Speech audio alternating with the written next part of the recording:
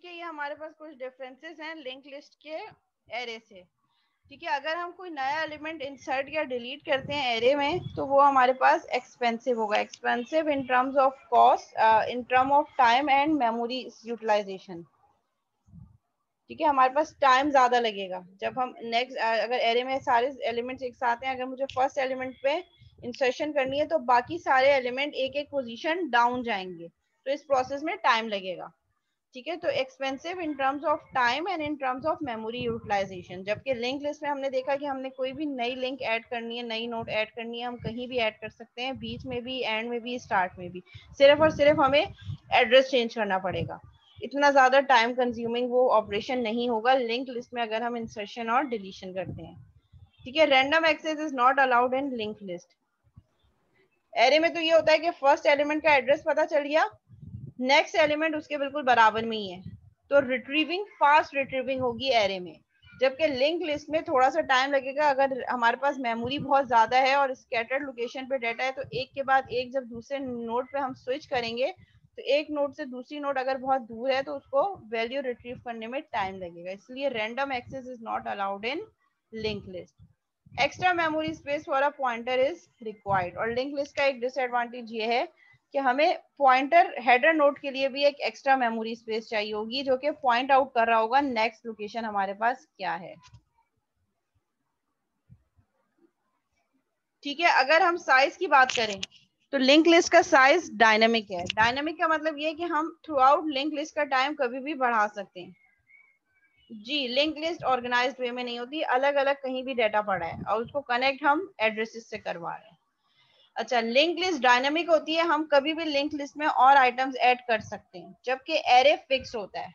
अगर आप देखें जब हम एरे डिक्लेयर करते हैं प्रोग्रामिंग में, पीएफ में भी, तो जब हम एरे में साइज डिफाइन कर देते हैं 5, हम उस साइज के बाद अगर कोई और एलिमेंट इंसर्ट करना चाहें 6 पोजीशन पे तो वो हमें एरर दे देता है। तो एरे साइज इज फिक्स्ड, जबकि link list size is not fixed. आप कभी भी कोई भी नोड ऐड कर सकते हैं। ठीक है, इंडेक्सिंग अगर करनी है, इंडेक्सिंग का क्या मतलब है कि एक एड्रेस पता चल गया, एक एलिमेंट पता चल गया, नेक्स्ट एलिमेंट कौन से पोजीशन पे होगा लिंक लिस्ट पे n टाइम्स। ठीक है, अलग अलग जगह पे डाटा पड़ा है तो हमें अलग अलग मेमोरी के एड्रेसेस को इंडेक्स करना पड़ेगा n टाइम्स। अगर n नोड्स हैं तो n नोड्स पे जाना पड़ेगा, n डिफरेंट एड्रेसेस पे जाना पड़ेगा। अगर हम एरे की बात करें तो एरे पे हमें फर्स्ट एलिमेंट का एड्रेस मिल गया तो नेक्स्ट एलिमेंट उसके बिल्कुल बराबर पे होगा, तो हमें एक एड्रेस तक पहुंचना होगा एरे में। एक एड्रेस तक पहुंच गए, बाकी तमाम वही होंगे। जबकि लिंक लिस्ट में अलग अलग जगह पे डाटा है तो हमें हर नोड को एक एक दफा जाके इंडेक्सिंग करनी पड़ेगी।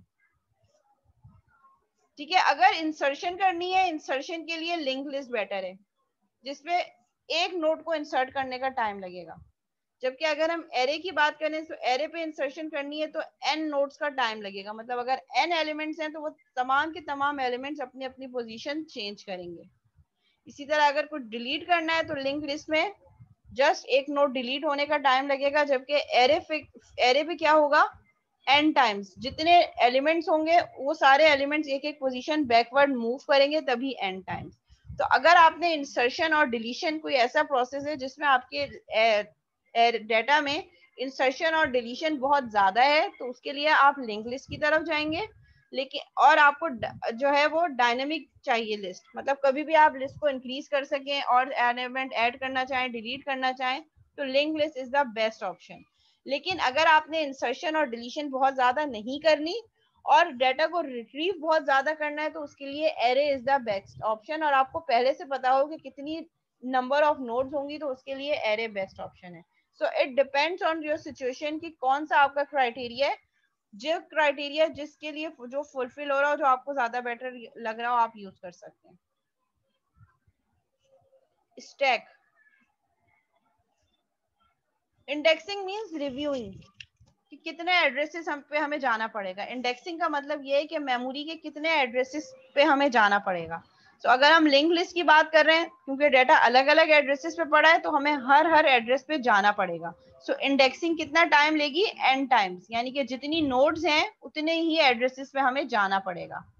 जबकि एरे में मुझे फर्स्ट एलिमेंट का एड्रेस पता चल गया, मुझे नेक्स्ट एड्रेस पे मूव करने की जरूरत नहीं, क्योंकि मुझे पता है कि नेक्स्ट एलिमेंट उसके बराबर में ही है, तो मुझे n टाइम्स डिफरेंट एड्रेसेस पे इंडेक्सिंग नहीं करनी पड़ेगी। नेक्स्ट जो हमारे पास डेटा स्ट्रक्चर है, इट इज स्टैक। स्टैक का वर्ड क्या है? Order group of homogeneous items of element. Order group means हम ऑर्डर में इंसर्शन करेंगे, और होमोजीनियस का मतलब एक जैसे items, elements. Elements are added to and remove from the top of the stack. अच्छा, स्टैक की मैं आपको एग्जांपल ऐसे देती हूँ, रियल वर्ल्ड एग्जांपल दूंगी, आपको बिल्कुल सही से समझ आ जाएगा। लेट सपोज मेरे पास एक बॉक्स है, एक डब्बा है, ठीक है। उस डब्बे के अंदर मैंने बुक्स डालनी शुरू की, ठीक है। तो वो जो बॉक्स है that is an example of stack. अब जब मैं उसमें एलिमेंट्स इंसर्ट कर रही हूँ, वो उसके एलिमेंट्स हैं जो उसमें स्टोर हो रहे हैं, डेटा। अब मैंने बुक 1 ऐड की, फिर उसके बाद मैंने नेक्स्ट बुक ऐड की, फिर उसके बाद मैंने नेक्स्ट बुक ऐड की, फिर उसके बाद मैंने नेक्स्ट बुक ऐड की, जब तक मेरे पास स्टैक मतलब वो डब्बा, वो बॉक्स फुल नहीं हो गया। अब मुझे बुक्स निकालनी है, तो बुक्स किस ऑर्डर में निकलेंगी? जो बुक सबसे पहले गई थी, जो सबसे नीचे है, वो सबसे एंड में निकलेगी, और जो बुक मैंने सबसे एंड में इंसर्ट की थी वो सबसे पहले निकलेगी। ऐसे ही होगा। एक बॉक्स है, ठीक है, एक रेक्टेंगुलर बॉक्स है, एक डब्बा है, उसके अंदर मैंने बुक्स रखनी स्टार्ट की, ठीक है। लेट सपोज मैंने 10 बुक ऐड कर दी उसमें। अब जो बुक मैंने सबसे एंड में इंसर्ट की है, सबसे एंड में उस बॉक्स में रखी है, वो बुक मैं सबसे पहले निकालूंगी। ऐसे ही होगा। और जो बुक मैंने सबसे पहले एम्प्टी बॉक्स में डाली थी, वो बुक सबसे एंड में निकलेगी, क्योंकि उससे उसके बाद आने वाली तमाम बुक्स निकलेंगी, तो फिर वो सबसे नीचे वाली निकलेगी। तो स्टैक मेरे पास एक ऐसा ही स्ट्रक्चर है जो कि last in first out infrastructure पे काम कर रहा होता है। Last in first out means जो सबसे लास्ट में इंसर्ट हुआ है वो सबसे पहले बाहर आएगा, और हम इसको फर्स्ट इन लास्ट आउट भी कह सकते हैं। जो एलिमेंट सबसे पहले फर्स्ट इन हुआ है, जो सबसे पहले इंसर्ट हुआ है, वो सबसे एंड में बाहर निकलेगा, ठीक है। एग्जाम्पल मैं इसकी आपको व्हाइट बोर्ड पर ड्रॉ करके दिखा देती हूँ।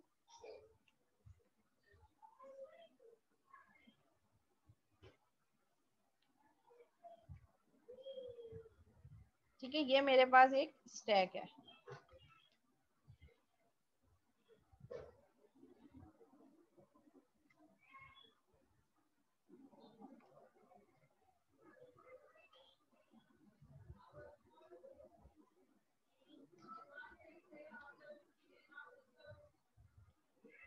ठीक है, ये एक स्टैक है। स्टैक का स्ट्रक्चर इस तरीके से। अब इसमें हम क्या करेंगे, इसमें हम one by one item insert करते रहेंगे।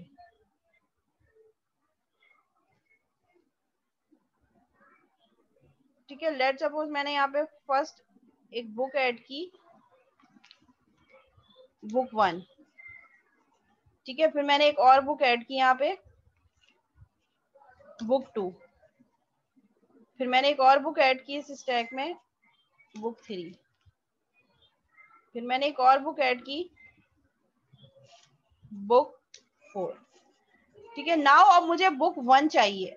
सो बुक 1 जब मुझे चाहिए, तो उसको एक्सेस करने के लिए मुझे क्या करना पड़ेगा? उसको एक्सेस करने के लिए मुझे पहले बुक 4 को निकालना पड़ेगा स्टैक में से, फिर मैं बुक 3 निकालूंगी, फिर मैं बुक 2 निकालूंगी, और फिर मैं बुक 1 को एक्सेस कर सकती हूँ। तो दैट स्ट्रक्चर इज कॉल्ड, इस स्ट्रक्चर को हम क्या कह रहे हैं? LIFO. LIFO means last in first out. क्या मैं इधर लिख लेती हूँ, लास्ट इन, जो एलिमेंट सबसे लास्ट में इन हुआ है वो सबसे पहले बाहर आएगा, और हम इसको फर्स्ट इन लास्ट आउट भी कह सकते हैं। जो एलिमेंट बुक 1 सबसे पहले इन हुआ था, वो सबसे लास्ट में आउट होगा।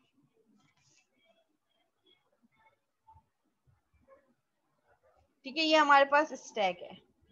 अच्छा, स्टैक में जब हम एलिमेंट इंसर्ट कर रहे होते हैं, तो उस प्रोसेस को हम कहते हैं push. We are pushing an element towards the stack, यानी कि हम स्टैक में एक एलिमेंट इंसर्ट कर रहे हैं। सो इंसर्शन इज कॉल्ड पुश। जब भी कोई एलिमेंट इंसर्ट होगा, उस प्रोसेस को हम क्या कह रहे हैं? Push operation on stack. क्या हम स्टैक पे पुश ऑपरेशन परफॉर्म कर रहे हैं। और जब हम आइटम्स निकाल रहे हैं, यानी कि डिलीट कर रहे हैं one by one, deletion is called pop operation on stack. ठीक है, ये टर्मिनोलॉजीज हैं जो हम कॉल कर रहे होते हैं। ठीक है, इंसर्ट किया एलिमेंट्स, पुश, पॉप कर रहे हैं, डिलीट कर रहे हैं।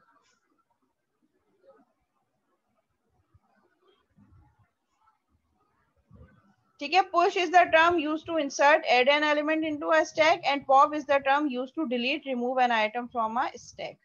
ये स्टैक का स्ट्रक्चर है। पुश मीन्स हम इंसर्ट कर रहे हैं आइटम्स, पॉप मीन्स हम स्टैक में से आइटम्स निकाल रहे हैं, रिमूव कर रहे हैं। और टॉप ऑफ द, जो हमारे पास सबसे टॉप एलिमेंट होगा उसको हम कह रहे हैं टॉप ऑफ स्टैक। जो सबसे लास्ट एलिमेंट पॉप पे जो स्टैक पे स्टोर है हम उसको कह रहे हैं टॉप ऑफ द स्टैक। देखिए ये फंक्शनैलिटी है। ठीक है, ये हमारे पास स्टैक है, आ स्टैक विद 5 एलिमेंट्स। ठीक है, स्टैक में हमारे पास कितने एलिमेंट्स हैं? 5 एलिमेंट्स हैं। ये 0 पोजीशन पे, ये 1 2 3 4 एलिमेंट क्या है? 34 41 22 15 23। जो लास्ट एलिमेंट हमारे पास स्टोर है that is called top of the stack. तो ये हमारे पास स्टैक का टॉप है और ये किस एड्रेस पे है? 4 पे। ठीक है, अब फुल स्टैक क्या है मेरे पास? जिसमें पूरी की पूरी स्टैक फुल है, यहां तक जा रहे हैं हम। Stack size minus 1, top is equal to, अब फुल स्टैक कौन सी होगी? जिसमें जितनी स्पेस है वो सारी की सारी फुल हुई है। और उसको हम साइज कैसे निकालेंगे? Top is equal to stack size minus 1, यानी कि जितने टोटल एलिमेंट्स हैं उसमें से हम एक माइनस कर देंगे, क्योंकि हम 0 से स्टार्ट कर रहे हैं। जैसे हम एरे का निकालते थे लास्ट एलिमेंट का एड्रेस, तो यहाँ पे हम टॉप कैसे निकालेंगे? स्टैक साइज माइनस 1, यानी कि जितने टोटल एलिमेंट्स हैं स्टैक में स्टोर उनमें से एक माइनस कर देंगे, क्योंकि हम 0 से इंडेक्सिंग कर रहे हैं। तो फुल स्टैक मींस पूरा का पूरा स्टैक भरा हुआ है, तो जितने एलिमेंट्स हैं उसमें से एक माइनस कर देंगे तो टॉप ऑफ द स्टैक निकल आएगा कि टॉप ऑफ द स्टैक इस एड्रेस पर है। और अगर हमारे पास स्टैक में कोई भी एलिमेंट नहीं है, एम्प्टी स्टैक है, यानी कि स्टैक एम्प्टी है, कोई भी एलिमेंट हमने पुश नहीं किया, तो टॉप की वैल्यू क्या होगी? -1। क्योंकि ये टर्मिनोलॉजीज कुछ यूज हो रही होती हैं। ठीक है, पुश ऑपरेशन। ठीक है, बिफोर पुश हमारे पास ये स्टैक है। ठीक है, ये स्टैक है हमारे पास, अभी हमने कुछ भी इंसर्ट नहीं किया, ऑलरेडी हमारे पास ये स्टैक है, ये वाली जो लेफ्ट साइड पे है। अब मैं इस पे एक एलिमेंट जो है वो पुश कर रही हूँ, और अभी हमारे पास टॉप क्या है? 4। टॉप अभी ये है जो लास्ट एलिमेंट, सबसे लास्ट एलिमेंट जिस एड्रेस पे स्टोर होता है, that address is called top. So top हमारे पास अभी 4 है, जो लास्ट एलिमेंट है 23, वो 4th पोजीशन पे स्टोर है। अब मैं यहाँ पे एक एलिमेंट पुश कर रही हूँ। पुश मीन्स इस स्टैक में एक एलिमेंट इंसर्ट कर रही हूँ। जैसे मैंने काउंट एक नया एलिमेंट इंसर्ट किया 15, टॉप अब मेरे पास बढ़ के क्या हो गया? 5। top is 5 and stack count is now 6। 1 2 3 4 5 6 element store हैं। इससे पहले कितने एलिमेंट स्टोर थे? 1 2 3 4 5। और टॉप हमेशा काउंट -1 होता है, यानी कि जितने एलिमेंट्स हैं उसमें से एक माइनस कर दें तो वो आपकी टॉप की वैल्यू होगी। मैंने पुश ऑपरेशन यूज किया, एक एलिमेंट इंसर्ट किया, तो काउंट 5 से बढ़ के 6 हो गया, यानी कि एक एलिमेंट और बढ़ गया, उसकी वैल्यू 15 है, और टॉप भी मेरे पास 4 से इंक्रीज होके 5 हो गया। पॉप ऑपरेशन किया, यही वो लिस्ट है। ठीक है, जिसमें मेरे पास 5 एलिमेंट्स हैं, काउंट मेरे पास कितना है? 5, और टॉप कितना है? 4। अब मैं इसमें पॉप ऑपरेशन करूंगी, हमेशा पॉप ऑपरेशन जो लास्ट एलिमेंट है उसी पर होगा। ठीक है, मैंने पॉप किया तो पॉप क्या होगा? 23 इस स्टैक में से रिमूव हो जाएगा, और मेरे पास टॉप क्या हो जाएगा? 3। ठीक है, काउंट मेरे पास 5 था जब मैंने एक एलिमेंट, फर्स्ट एलिमेंट जो लिस्ट का है टॉप पर, उसको जब मैंने रिमूव किया, पॉप किया, तो मेरे पास काउंट 5 से क्या हो गया? 4 कम हो गया। पहले 5 एलिमेंट थे, एक को रिमूव करने के बाद अब 4 एलिमेंट है। टॉप की वैल्यू पहले 4 थी, लेकिन अब जब मैंने ये फर्स्ट एलिमेंट डिलीट कर दिया तो अब मेरे पास पॉप की वैल्यू क्या हो गई? 3।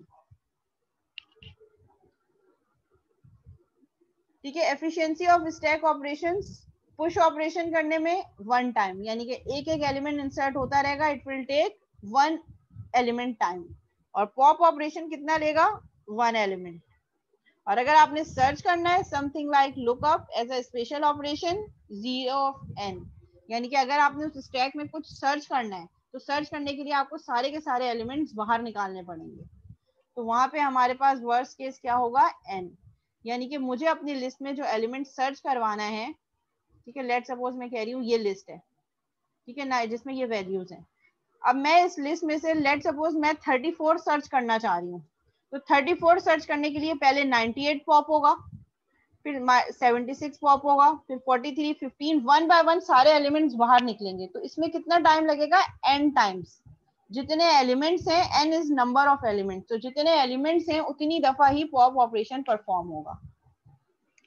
सो सर्चिंग अगर करनी है तो सर्चिंग पर्सपेक्टिव के लिए stack is not a good choice, but अगर आपने इंसर्शन और डिलीशन बहुत ज्यादा हो रही है तो उसके लिए stack is a good operation choice, क्योंकि उसमें सिर्फ हमें वन टाइम लगेगा। एक एलिमेंट इंसर्ट करना है स्टैक में, सिंपल इंसर्ट हो गया, पूरी की पूरी स्टैक को चेंज करने की जरूरत नहीं है, फॉरन फ्रीक्वेंटली वो ऐड हो जाएगा। इसी तरह पॉप करना है, निकालना है, फॉरन ही डिलीट हो जाएगा।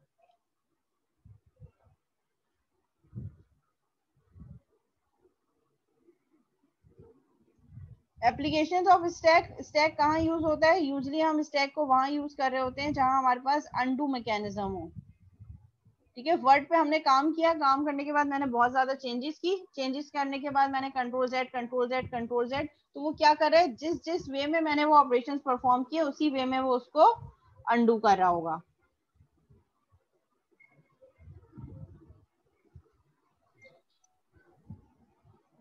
अच्छा, ये मीटिंग एंड होता है तो फिर हम 10-15 मिनट्स का ब्रेक ले लेंगे नमाज के लिए, फिर उसके बाद फिर एक मीटिंग और कंडक्ट करेंगे।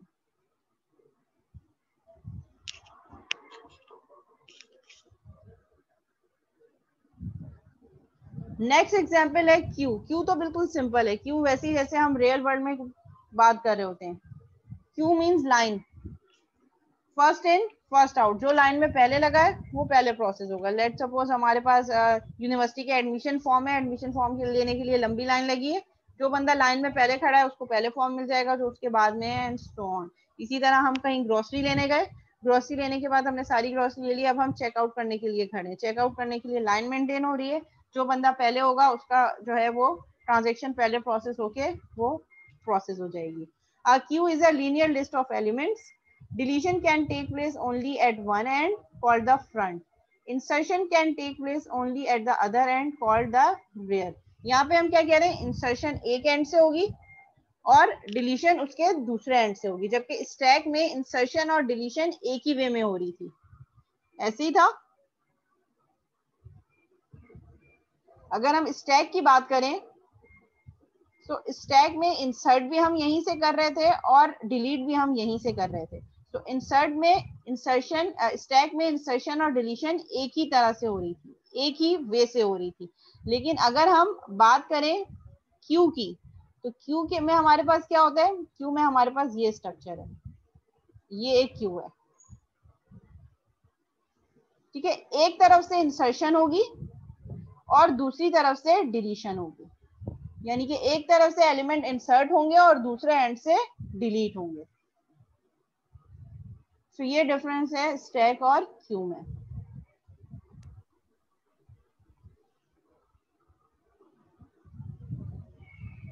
ठीक है, डिलीशन जहां से हो रही है उसको हम कह रहे हैं फ्रंट एंड, जहां से हम डिलीट कर रहे हैं, और इंसर्शन जहां से हो रही है उसको हम कह रहे हैं रेयर। ठीक है, डिलीशन यहां से हो रही है तो हम इसको कह रहे हैं कि ये हमारे पास फ्रंट एंड है क्यू का, और जहां से इंसर्ट कर रहे हैं हम एलिमेंट अपनी क्यू में उसको हम कह रहे हैं कि ये रेयर एंड है। ठीक है, वहां पे पुश और पॉप यूज हो रहे थे, यहाँ पे फ्रंट एंड रेयर यूज हो रहा है। और क्यू क्या है हमारे पास, फर्स्ट इन फर्स्ट आउट, जो सबसे पहले जाएगा लिस्ट में, लाइन में जो पहले लगेगा वो पहले ही बाहर आएगा। ठीक है, और जो लास्ट इन लास्ट आउट, जो लाइन में सबसे एंड में लगा है वो लाइन में सबसे एंड में प्रोसेस होगा। ठीक है, हम कहीं कुछ परचेज करने जा रहे होते हैं, लाइन लगी है, तो जब हमारा नंबर आएगा जो हमसे पहले है वो पहले प्रोसेस होगा, हमारा नंबर बाद में आएगा, और जो हमसे पीछे है उनका हमारे से भी बाद में। The order in which elements enter a queue is the order in which they leave. जिस ऑर्डर में आपने एंटर किया है उसी ऑर्डर में आप उसको लीव कर रहे होंगे।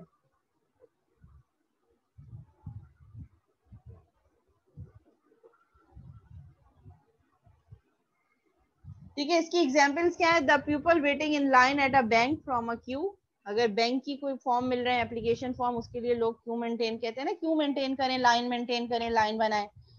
automobiles waiting to pass through an intersection form a queue in which the first car in line is the first car through. ठीक है, जैसे हम टूल प्लाजा से जा रहे होते हैं, ठीक है, टिकट ले रहे होते हैं, तो टिकट लेने के लिए जो गाड़ी पहले है तो पहले टिकट मिलेगा, जो उसके बाद है वो लाइन मेंटेन करनी है, क्यू मेंटेन करनी है, वन बाय वन। जो पहले है वो पहले प्रोसेस होगी, उसको पहले टिकट मिलेगा, वो पहले गो थ्रू करेगी, उसके बाद वाली उसके बाद में।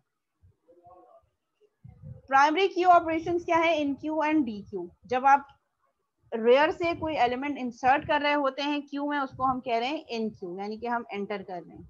और जब हम कोई एलिमेंट डिलीट कर रहे होते हैं क्यू से फ्रॉम फ्रंट से, तो उसको हम कह रहे हैं डी क्यू, यानी कि deleting an element from a Q. Efficiency of Q, insert करना है 1, रिमूव करना है 1 और सर्च करना है तो n टाइम्स। ठीक है, कोई एलिमेंट इंसर्ट होगा तो 1, लेट से मैं एक लाइन लगी है, मुझे लाइन में इंसर्ट होना है तो मैं इंसर्ट हो जाऊंगी, सो 1 एक एलिमेंट। रिमूव होना है, जो लाइन में सबसे पहले लगा है उसका ऑर्डर सबसे पहले प्रोसेस होगा, वो लाइन को से बाहर आ जाएगा और जो नेक्स्ट एलिमेंट है वो आगे चला जाएगा। तो रिमूव करने का भी टाइम कितना लगेगा? 1 एलिमेंट। सर्चिंग करनी है तो n। अगर एक लाइन है, अब मैं कह रही हूँ कि मुझे उस लाइन में से देखना है कि लेट सपोज मेरे कोई रिलेटिव वहां खड़े हैं उस लाइन में, मुझे देखना है, तो मैं 1 बाय 1 एक एक एलिमेंट को प्रोसेस करूँ। तो searching worst case can take n times. ठीक है, मुझे सर्चिंग करनी है, जो मेरे रिलेटिव्स हैं वो सबसे एंड में। अब मैं फर्स्ट से स्टार्ट कर रही हूँ, देखना अगर 10 एलिमेंट्स हैं तो मुझे 1 2 3 4 सबको 1 बाय 1 जाके विजिट करना पड़ेगा। एप्लीकेशन ऑफ क्यू, क्यू तो हमारी रोजमर्रा की जो डेली लाइफ रूटीन है उसमें बहुत ज्यादा यूज हो रही होती है। Queue is used to process synchronisation in operating system such as printer server routines. The circular queue भी हमारे पास यूज हो रही होती है। और नेक्स्ट हमारे पास जो स्ट्रक्चर है data structure is tree. Tree क्या होता है class? Any idea? Non linear data structure, जो कि डेटा को किसी नेटवर्क वे में फॉर्म कर रहा हो, लीनियरली नहीं कर रहा हो। लीनियरली का मतलब ये होता है कि एक से दूसरा, जैसे हमने देखा एरे के एक एलिमेंट से हम एरे के दूसरे एलिमेंट में गए, दूसरे से तीसरे पे गए। इसी तरह लिंक लिस्ट हालांकि स्कैटर्ड है, लेकिन स्कैटर्ड होने पे भी हम 1 बाय 1 लिंक के थ्रू जा रहे हैं, लीनियर ऑर्डर में, एक के बाद एक, एक के बाद एक। जबकि tree is not linear. Not linear का क्या मतलब है? 2 के बाद 7 भी है, 2 के बाद 5 भी है, 7 के बाद 2 भी है, 7 के बाद 6 भी है। तो 2 7 2 2 7 6 दो वे बन रहे हैं, एक पाथ नहीं बन रहा। 2 से 5 तक आने के लिए 2 7 6 5 एक पाथ बना। ठीक है, अगर मुझे 2 से जाना है इस 2 में और 6 में, तो एक पाथ नहीं हो सकता। 2 7 2 2 7 6 2 पाथ मीन्स कि ये लीनियर स्ट्रक्चर नहीं है मेरे पास।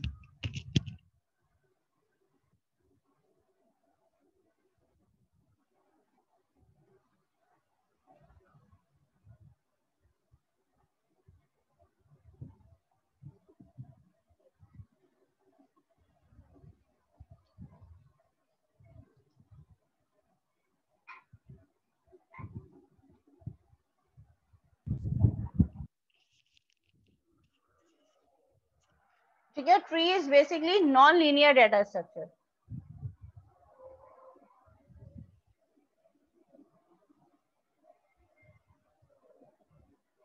ठीक है, अगर मुझे 2 से 7 तक जाना है और 5 तक जाना है तो मैं एक पाथ के थ्रू नहीं जा सकती, या मुझे 2 से 6 पे जाना है या 2 से 9 पे जाना है, तो उसके लिए मुझे डिफरेंट पाथ यूज करने पड़ेंगे। जबकि एरे में एक एलिमेंट से दूसरे एलिमेंट तक जाने के लिए आपको हमेशा एक लीनियर पाथ यूज करना पड़ता है, जबकि ट्री में ऐसा नहीं होगा। ट्री में कोई एक पाथ नहीं बन रहा होगा।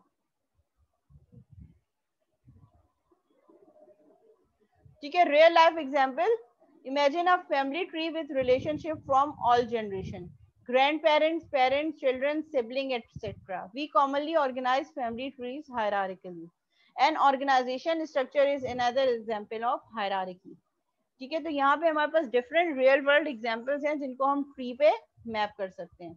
Geography hierarchy, world, United State, United Kingdom. United Kingdom is further divided into different states, England, Northern Ireland, Scotland and Wales. United States is further divided into Wyoming and Alabama. ठीक है, Alabama is further divided into Montgomery and Mobile, Wyoming is Jackson and Cheyenne. ठीक है, तो ये हमारे पास कोई geographical hierarchy है जो हम मेंटेन कर रहे हैं।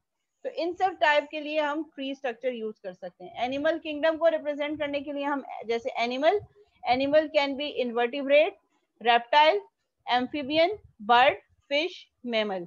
मेमल के भी फर्दर टाइप्स हैं हमारे पास, इनवर्टिब्रेट के भी डिफरेंट टाइप्स हैं। ठीक है, तो हमने इसको ट्री स्ट्रक्चर में फॉर्म कर दिया जिसमें parent, grand parent, child, siblings, इन सब का रिलेशनशिप बन रहा है। टेक्निकल डेफिनेशन ट्री की हमारे पास क्या है? Tree is a collection of entities called nodes, nodes are connected by edges. तो हमारे पास ट्री क्या है? एंटिटीज की कलेक्शन है और नोड्स को हम कनेक्टेड करवा रहे हैं एजेस से, यानी कि जो एलिमेंट्स हैं दैट आर कॉल्ड नोड्स, और वो नोड्स आपस में कनेक्टेड हैं थ्रू एजेस। ठीक है, यहाँ पे अगर मैं बात करूं, so animal, invertebrates, reptile, amphibian are all nodes and they are connected with each other through edges, यानी कि जो उनका कनेक्शन पैरामीटर है उसको हम कह रहे हैं कि ये एजेस हैं हमारे पास। Every individual element is called as node. हर इंडिविजुअल एलिमेंट हमारे पास क्या है? एक नोड है। Node stores the actual data of that particular element and link to the next element in hierarchical structure. Node हमारे पास एक्चुअल डेटा को स्टोर कर रहा है और नेक्स्ट एलिमेंट को लिंक कर रहा है थ्रू एन एज। ठीक है, ये हमारे पास ट्री है जिसमें 10 नोड्स हैं और 10 एजेस हैं। एजेस मींस ये कनेक्शन लाइंस। और नोड्स कौन कौन सी हैं? A B C D E F G H I J K. In any tree with n node there will be maximum of n minus 1 edges. आपकी जितनी tree की जितनी भी नोड्स हैं उसमें मैक्सिमम आपके पास एजेस कितनी हो सकती हैं? n माइनस 1 एजेस, क्योंकि ये फर्स्ट की हमारे पास क्या है? अगर हम कह रहे हैं नोड कितनी है? 1 2 3 4 5 6 7 8 9 10 11, तो हमारे पास n नोड्स हैं और मैक्सिमम एजेस कितनी होंगी? n minus 1. In a tree, every individual element is called as node. तो मैक्सिमम एजेस कितनी हो सकती है? मीन सब नोड अगर आपस में एक दूसरे से कनेक्टेड भी हैं तो सब नोड आपस में एक दूसरे से अगर कनेक्टेड होंगे, जैसे यहाँ पे ये फुल जो है वो एजेड ट्री नहीं है, कब होगा? जब सारी नोड्स आपस में एक दूसरे से कनेक्टेड होंगे। तो मैक्सिमम एजेस हमारे पास कितनी बनेंगी? n minus 1। जितनी नंबर ऑफ नोड्स हैं उसमें से एक को माइनस कर दें तो total maximum number of edges बन सकते हैं। बेसिक टर्मिनोलॉजीज ऑफ ट्री क्या है? जो फर्स्ट नोड है is the root node. Here E is the root node. In any tree, the first node is called as root node. किसी भी tree में जो फर्स्ट नोड होगी वो उसकी रूट नोड होगी। Every tree must have root node. In any tree, there must be only one root node. अच्छा, हर tree में कोई ना कोई रूट नोड होगी और हर ट्री में एक ही रूट नोड होगी। ऐसा नहीं हो सकता कि एक से ज्यादा रूट नोड हो। ठीक है, हर ट्री हमेशा स्टार्ट एक रूट नोड से होगा जो बेसिक पेरेंट रूट नोड होगी। रूट मतलब जो बेसिक जड़ है उसकी। ठीक है, जब दो नोड्स को आप कनेक्ट करवा रहे हैं उसको हम एज कह रहे हैं। एक simple line, single line. Parent, parent कौन कौन है? A is a parent of B and C, B is parent for D E and F, C is parent of G, whereas E is parent of I and J and G is parent of K. So total अगर मैं आपसे कहूँ कि tree में parents identify करें तो यहाँ पे हमारे पास पेरेंट कौन कौन से हैं? A, B, C, E and G। क्योंकि F के बाद कोई उसकी चाइल्ड नोड नहीं है इसलिए F is not parent node. Edge means connectivity, जो दो नोड्स को आपस में लाइन जो कनेक्ट करवा रही है उसको हम एज कह रहे हैं। जैसे ए और सी के बीच में कनेक्शन हो रहा है, A is a node, C is a node, इन दोनों को कनेक्ट जो कर रहा है उसको हम कह रहे हैं कि ये एक एज है जो दो नोड्स को कनेक्ट कर रहा है।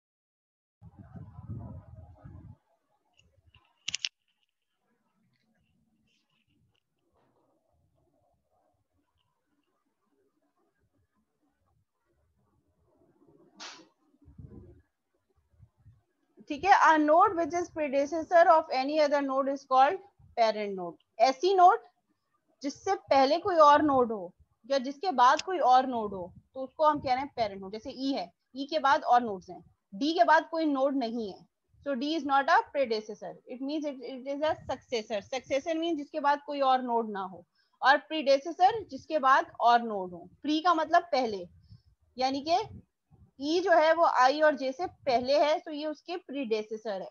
जैसे हमारे पेरेंट्स हमारे predecessor है और हम उनके successor हैं. ठीक है, चाइल्ड नोड्स हमारे पास कौन कौन सी है? बी भी चाइल्ड है, सी भी चाइल्ड है, बी ए का चाइल्ड है और सी भी ए का चाइल्ड है. इसी तरह डी ई एफ ये भी चाइल्ड है हमारे पास, किसके? बी के. I and J are child of E, K are child of G, H are is child of C. Descendant of any node is called as child node. किसी भी node का जो बाद आने वाली नोड है, जैसे ए के बाद आने वाली नोड सी है, तो सी उसका चाइल्ड है. ठीक है, B and C are children of A, G and H are children of C, and K is child of G. तो इससे रिलेटेड आपके पेपर में एग्जाम ट्री से रिलेटेड बड़ा अच्छा बन सकता है कि मैं आपको एक ट्री दे दूं. ठीक है, और उस ट्री में मैं आपसे कहूं कुछ डिफरेंट क्वेश्चंस हों कि उस ट्री में मुझे बताएंगे पेरेंट कौन कौन है, रूट नोड कौन कौन है, चाइल्ड कौन कौन है. ठीक है, तो इस तरीके के क्वेश्चंस आ सकते हैं. सिबलिंग्स, सिबलिंग्स मींस जो कि जिनके पेरेंट्स सेम हो. ठीक है, D E and F are siblings क्योंकि इनका पेरेंट कौन है? बी. इसी तरह G and H are siblings because they have common parent C. I and J are also siblings because they have parent E. ठीक है, in any tree the node which has same parents are called siblings. The children of a parent are called siblings. किसी भी parent के जो children होंगे, किसी भी node के जो चाइल्ड होंगे वो आपस में सिबलिंग्स होंगे. इसी तरह किसी भी ट्री में वो नोड जिनके पेरेंट्स सेम हो हम उसको सिबलिंग्स कह रहे हैं. लीफ एक्सटर्नल या टर्मिनल नोड, ऐसी नोड जिसके बाद कोई और नोड नहीं है, उस नोड को हम क्या कहेंगे? लीफ एक्सटर्नल या टर्मिनल नोड. सिबलिंग किसे कहते हैं? बहन भाइयों को. ठीक है, तो सिबलिंग ये वही वर्ड्स हैं जो जनरल नॉर्मल लाइफ में हम यूज कर रहे होते हैं. सिबलिंग का मतलब बहन भाई, वो जिनके पेरेंट्स सेम हो. तो यहाँ पे हमारे पास सिबलिंग्स कौन कौन है? वो नोड जिनके पेरेंट्स सेम हो. डी ई एन एफ इन तीनों नोड्स का पेरेंट बी है. जी और एच इन दोनों नोड का पेरेंट सी है. के का पेरेंट क्या है? के का कोई सिबलिंग नहीं है. ठीक है, कोई और नोड नहीं है के अलावा जो जी का चाइल्ड हो. इसी तरह आई एंड जे इन दोनों नोड्स का पेरेंट कौन है? ई. तो सिबलिंग्स का मतलब है जिनके पेरेंट सेम हो, एक ही पेरेंट के चाइल्ड. ठीक है, लीफ एक्सटर्नल और टर्मिनल नोड हमारे पास कौन सी होती है? Leaf external and terminal node जिसके बाद फर्दर कोई और नोड नहीं आएगी. ठीक है, जैसे एच है, लीफ नोड है जिसके बाद कोई और नोड नहीं है. के is the leaf node. Leaf भी कह सकते हैं, एक्सटर्नल भी कह सकते हैं और टर्मिनल भी कह सकते हैं. इंटरनल नॉन टर्मिनल नोड, वो नोड जो इंटरनल नोड्स हैं, यानी कि जो एंड नोड्स नहीं है, जो इन बिटवीन है. हर वो नोड जो कि लीफ नहीं है वो इंटरनल या नॉन टर्मिनल नोड है. ठीक है, जैसे B and E internal nodes हैं. ये हर वो नोड जो लीफ नोड नहीं है वो इंटरनल नोड है. जैसे F is a leaf node, F के बाद कोई और नोड नहीं है, इसीलिए एफ लीफ नोड है. जबकि बी इंटरनल है, इसके बाद एक लीफ नोड है, इससे पहले भी एक लीफ नोड है. जिस तरह ए के बाद फर्दर और नोड्स हैं. So A, B, C, E and G are internal nodes. In any tree, the node which has at least one child is called internal node. किसी भी ट्री में हर वो नोड जिसका एटलीस्ट एक चाइल्ड होगा उसको हम इंटरनल नोड कह रहे हैं. और हर वो नोड जिसका कोई चाइल्ड नहीं होगा, यानी कि जो लीफ नोड होगी, उसको हम इंटरनल या नॉन टर्मिनल नोड नहीं कह सकते. ठीक है, ये तो ऐसी चीजें कि ये अगर मैं आपको ना भी समझाऊं तो आप ये स्लाइड देखकर खुद ही डिटरमाइन कर सकते हैं. ठीक है, डिग्री ऑफ अ ट्री, किसी भी ट्री का डिग्री का मतलब क्या है कि उसके बाद कितनी हाइट है. Degree a node is total number of children it has. ठीक है, अगर हम ए की डिग्री की बात करें तो ए की डिग्री क्या है? ए के टोटल कितने चाइल्ड हैं? तो ए के कितने चाइल्ड हैं? बी एंड सी 2. अगर मैं बी की बात करूं तो बी के कितने चाइल्ड हैं? 3, डी ई एंड एफ. तो किसी भी ट्री की डिग्री क्या होती है कि उस ट्री की हर नोड के कितने चाइल्ड है, वन बाय वन हम हर नोड की डिग्री बता रहे होते हैं. The highest degree of a node among all node in a tree is called as degree of a tree. वो नोड जिसकी डिग्री सबसे ज्यादा है वो ओवरऑल उस ट्री की भी डिग्री होगी. ठीक है, इंडिविजुअल नोड की हम डिग्री कैसे निकालते हैं कि उस नोड के कितने चाइल्ड हैं. जैसे अगर मैं सी की बात करूं तो सी की डिग्री कितनी है 2, सी के 2 चाइल्ड हैं. इसी तरह ई की बात करूं तो ई के भी 2 चाइल्ड हैं. बी की बात करूं तो बी के 3 चाइल्ड हैं. ए की बात करूं तो ए के 2 चाइल्ड हैं. तो हम हर इंडिविजुअल नोड की डिग्री निकालते हैं और हर इंडिविजुअल नोड की डिग्री निकालने के बाद जिस नोड की डिग्री सबसे हाईएस्ट आती है हम ये कह रहे होते हैं कि हमारी ट्री की डिग्री भी वही है. इस केस में सबसे हाईएस्ट डिग्री बी की है जिसमें बी के 3 चाइल्ड हैं. तो इस ट्री की डिग्री कितनी है 3. Maximum of all the nodes, जितनी हर नोड की अलग अलग डिग्री निकालेंगे और डिग्री निकालने के बाद जो वो नोड जिसमें सबसे मैक्सिमम जो है वो डिग्री होगी उसको हम कहेंगे कि ट्री की डिग्री भी वही है. लेवल ऑफ ट्रीज मींस उसमें कितने लेयर्स हैं. तो कितने लेवल हैं, लेवल 0, लेवल 1, लेवल 2, लेवल 3. इस ट्री में हमारे पास 3 लेवल्स हैं. In a tree, each step from top to bottom is called as a level, and the level count start with 0 and incremented by 1 at each level step. First node जो root node होगी वहां से level हमारे पास 0 होगा. Class break लेनी है क्या? मैं कह रही हूँ कि एक लास्ट मीटिंग लेकर एंड कर दें, 40 मिनट्स की होगी.